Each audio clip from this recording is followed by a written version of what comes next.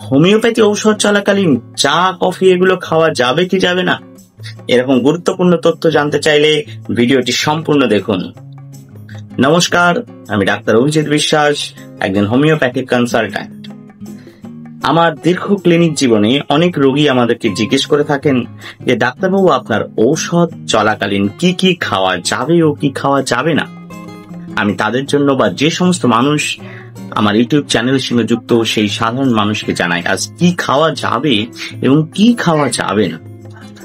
Homeopathy ঔষধ চলাকালীন আপনি যদি কি খাবেন জিজ্ঞাসা করেন, তাহলে সমস্ত হালকা ও সহজপাচ্য খাবার, পর্যাপ্ত পরিমাণে জল, টাটকা ফল ও সবজি এবং স্বাভাবিক ডায়েট, যদি আপনার ডাক্তারবাবু কোনো বিশেষ নিষেধাজ্ঞা না দিয়ে থাকেন। আর যদি বলেন কি কি খাওয়া যাবে না, তাহলে মন দিয়ে শুনুন। টক, কাঁচা পেঁয়াজ, কাঁচা রসুন, কাঁচা হলুদ, গুল, জর্দা, কর্পূর, হিং ও লাল কালো মাজন এগুলো চলবে না।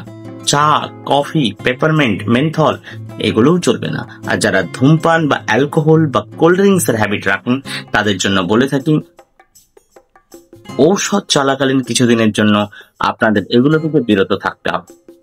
যদি আপনি জিজ্ঞেস করেন ডাক্তারবাবু কেন এই জিনিসগুলো চলবে না, তাহলে আমি বলি, ঔষধ চলাকালীন আপনি যদি এগুলো গ্রহণ করেন তাহলে আপনার ঔষধের কার্যকারিতা নষ্ট হতে পারে এবং ঔষধ থেকে যে আশানুরূপ ফল আমরা চাইছি সেটা পাবো না।